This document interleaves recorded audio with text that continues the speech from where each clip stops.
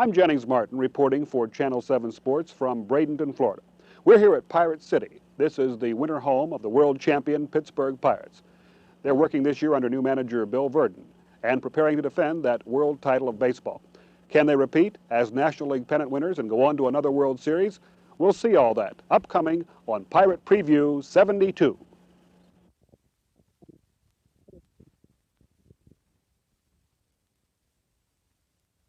It came as no real surprise that the Pittsburgh Pirates won the Eastern Division title in the National League last year, but a lot of doubters figured the San Francisco Giants, champions in the West, would make short work of the Bucks in the all-important championship series. The Bucks won the fourth and deciding game 9-5 as Hebner and Oliver homered. Dave Justy was near perfect in relief for the third game in a row. And to bring back those exciting memories of that championship series, let's look at this. And so after a lot of work, the Pittsburgh Pirates were the National League champions, and now it was on to Baltimore and Game 1 of the World Series. The odds makers said the Pittsburghers didn't really have a chance against the Birds' 4 20-game winners, and there were a lot of I-told-you-sos as Baltimore took the first game 5-3 behind star Dave McNally. The Birds took Game 2 11-3 as Pittsburgh could do nothing right. Then it was Game 3 at home at Three Rivers Stadium, and it was the Pirates' turn to move. Steve Blass tossed a great three-hitter, and Pittsburgh won by a score of 5-1.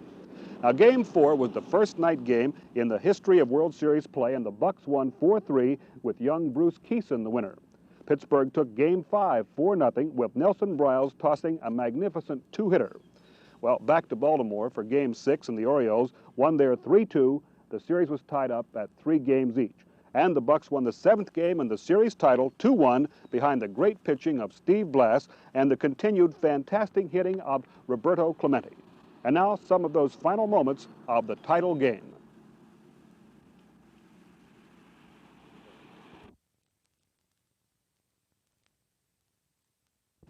Well, all that's history. Can the Pirates do it again under new manager Bill Verdon? We think so, and we'll check the reasons why after this message.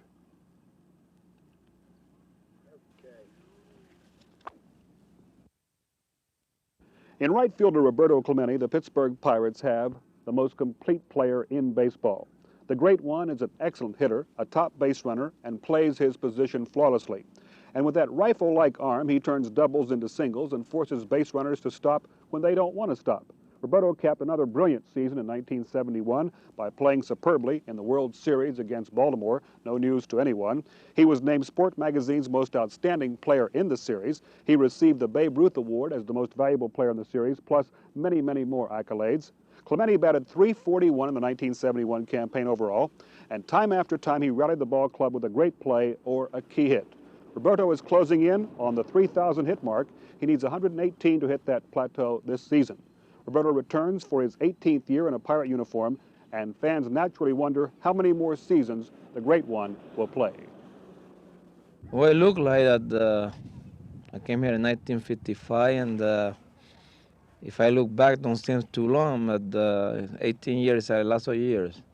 Tell us about this 1972 ball club, the Pittsburgh Pirates. Are they going to be better this season than last?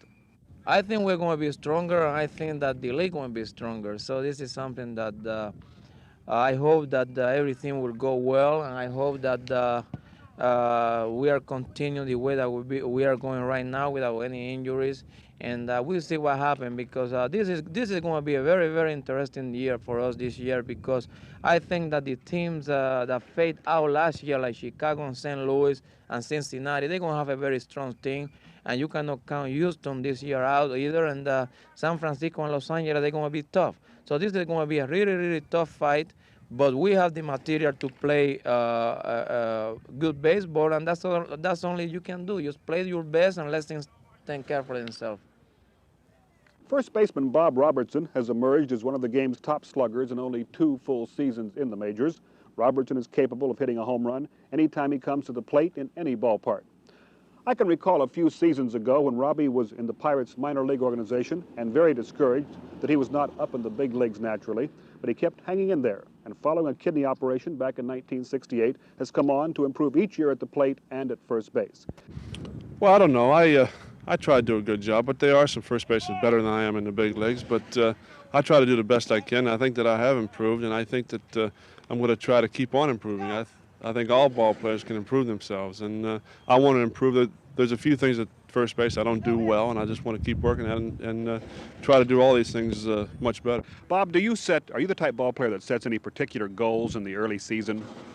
Not really. I don't believe too much in goals. I believe in trying to have a good year, I mean, as far as that's concerned. But my goal this year is to try and play as regularly as possible without having too many injuries. But as far as goals are concerned, I just want to go out and play every day. And I think that if you try and set goals, I think if you don't live up to them halfway through the season, I think you have a tendency to press a little bit. So I just want to play every day. Al Oliver became the Pirates' regular center fielder last year and made the adjustment rapidly. Al is a top-notch first baseman too, of course, but a move had to be made to get both he and Bob Robertson in that lineup.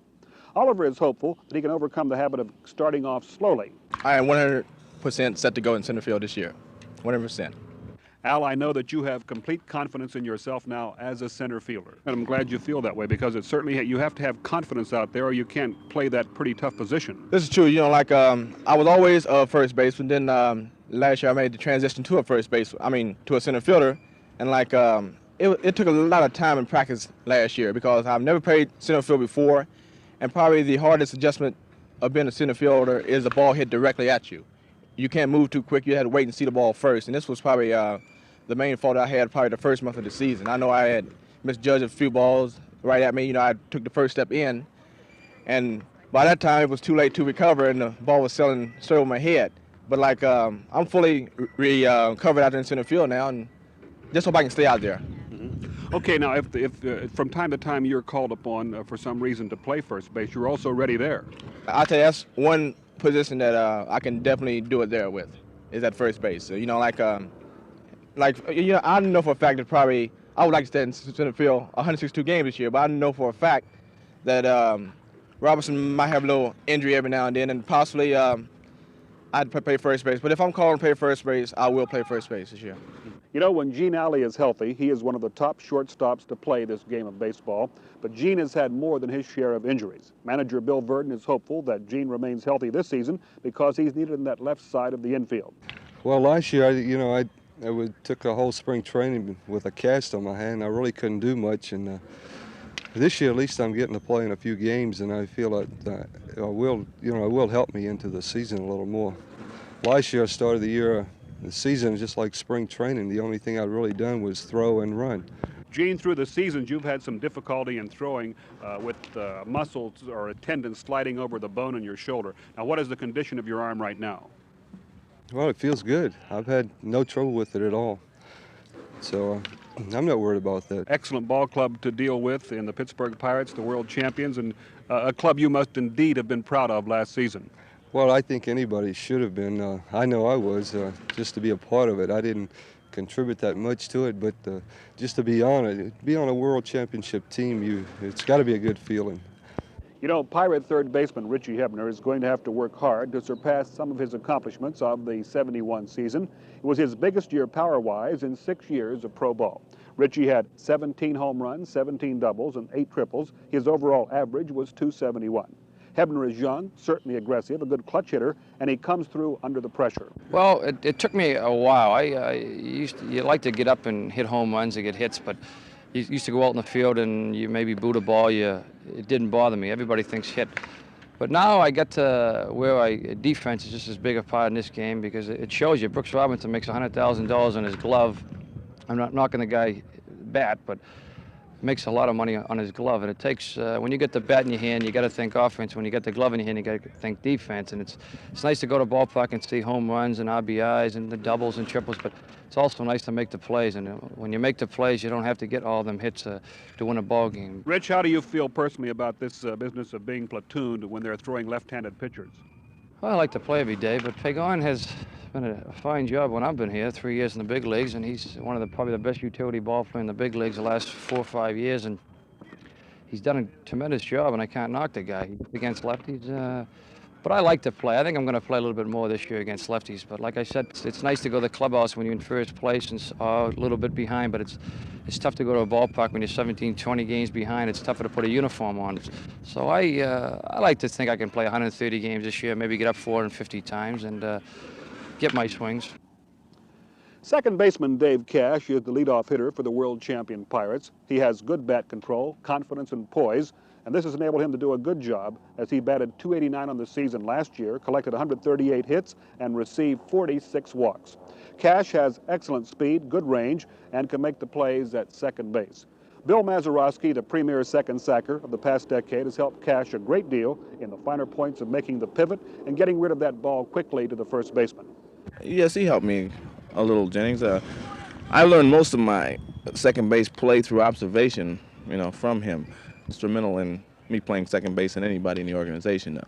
He worked with me day in, day out, and he just did an outstanding job. Now, a veteran is moving into the twilight of his career in Bill Mazeroski. This has to be a little bit sad in its own way. Oh, yes, it is, Jennings. But one day I'll be playing out my career.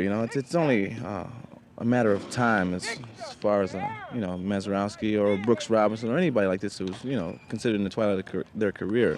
It's a shame we have to get old, but it has to be that way. Well, that's true. It's the time in the career that I knew it was coming. Everybody knows it's going to come to him sometime or other, but you don't like to face the fact that the time will come when I have to retire, because baseball's been great to me, and geez, I don't know where I'd be if it wasn't for baseball, and I'd like to stay in it as long as I can, and just if when I do retire, I'd like to coach a few years and try to help somebody else. Catcher Manny Sanguillen is certainly one of the most exciting ball players in the majors. He's a free swinger at the plate, a daring base runner, an excellent receiver with a strong arm, and that's about all you can ask of any ball player at any position. Manny, I've just talked to young Milt May, your nearest competitor in the catching ranks on the Pittsburgh Pirates, and he says he paid you quite a compliment. He says he thinks you are the top catcher in the major leagues, and I know you appreciate that. Yes, I do. I appreciate it, and I appreciate what everybody said too, because you have so many good catchers right now in baseball, so you really have to be careful and try to put it out together more you can. Manny, do you have one favorite pitcher that you like to catch above any others on the Pirate mound staff? I told you yes, I lie.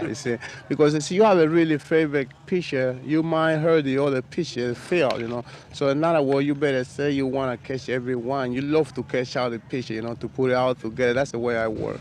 I love to catch out my pitcher because I think the pitcher going down there doing a good job, and I want to doing a good job too.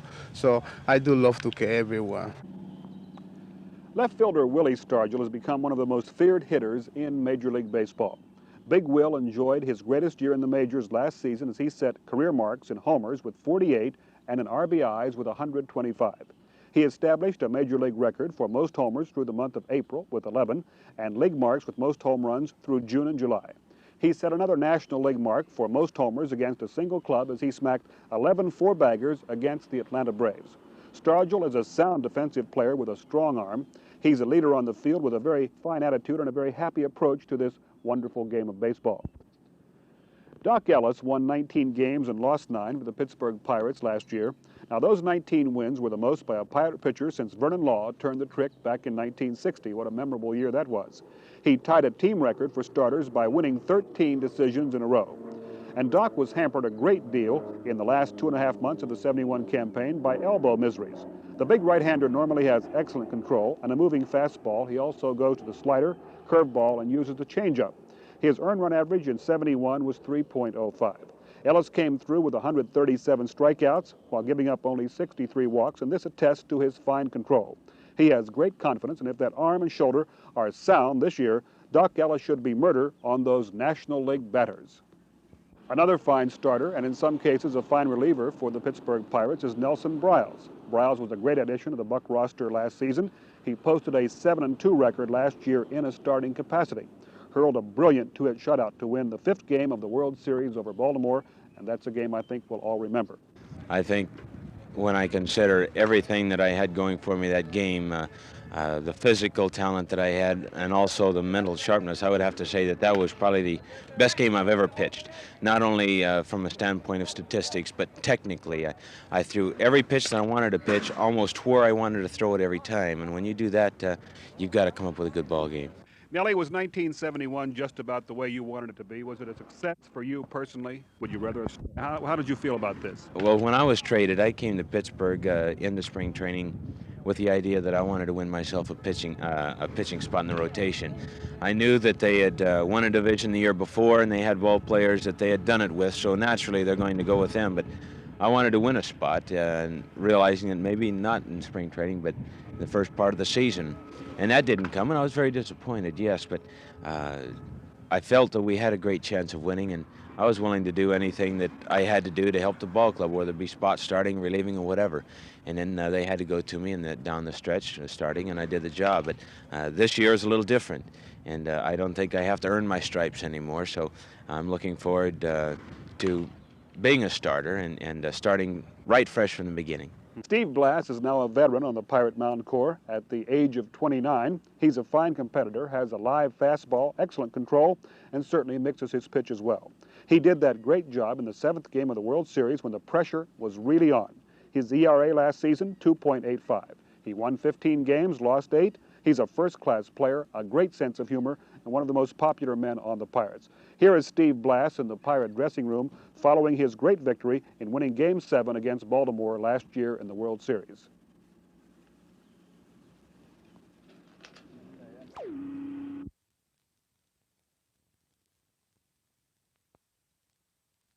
Yeah, the circumstances and the pressure surrounding a World Series game, any game, I guess, and especially the last game, is unbelievable because I've played 11 or 12 years of professional baseball, and I've never run across anything like that in my life.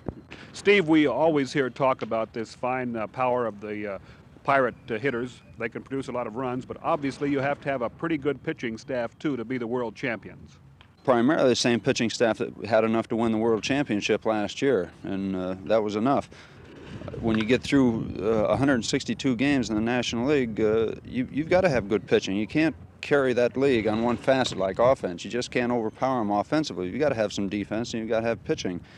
I think a lot of times the criticism of our staff is that it's not a spectacular pitching staff. We don't have the 20-game winner or winners, and anytime you don't have a 20-game winner, why people tend to overlook it and go to somebody who has a more spectacular pitcher. But we've got good major league depth. We've got good successful experience all the way down the line in our pitching staff. So it's I don't think that if we run into trouble anywhere along the way with our pitchers, the bullpen and letting them start. Pirate Preview 72 continues in a moment.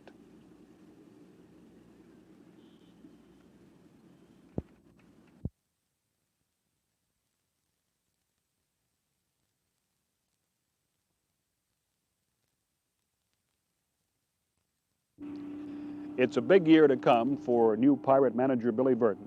Bill was named to succeed Danny Murtaugh as manager of the Pirates back on November 23rd. He was Murtaugh's right-hand man during the 1970 and 1971 campaigns. When you're running a club when Danny was a manager and I happened to be running it when he was sick, there's still the fact that Danny is the man and he's the one that calls the shots. But after you once get it yourself, now it's my responsibility. And there's a different feeling, there's a different air about the whole situation, although I am familiar with everybody and they're familiar with me, so it's not... I'd like to give you the toughest competition in your Eastern Division. Well, it's kind of hard to pick one club because I can name 3 or 4 clubs in our division last year that were all tough. Cardinals finished second, but we had as much trouble with the Mets and Montreal even as we did with them. So I'm going to point at all of them and not just point at the Cardinals and then have some of the others slip up on us. Well, Bill, we know that the Pittsburgh Pirates can score runs. They have a lot of powerful hitters, home run hitters, singles hitters, line drive hitters. In Clemente, you have one of the greatest outfielders in the business also, and Oliver and Stargell naturally. But ball games are still won on that pitching mound. Are you pretty proud of your pitching corps? I'm pleased, very pleased with it up to this point. I think they're all in good shape. All the arms are in good shape. Nobody's complaining about aches and pains in regard to their throwing arms. So at this stage of the game, I got to be awful pleased, and with the way they're pitching, I'm overly pleased. And there we have a few observations on the 1972 edition of the Pittsburgh Pirates. Now, Naturally, manager Bill Verdon and his players have all the confidence in the world that they will repeat as the pennant winners in the National League and go on to another baseball world title. A lot of other managers and players feel the same way, but after all, the Bucks are the powerful defending champions. They have a power-packed lineup, and if that pitching comes through, it should mean another express trip to the National League's East.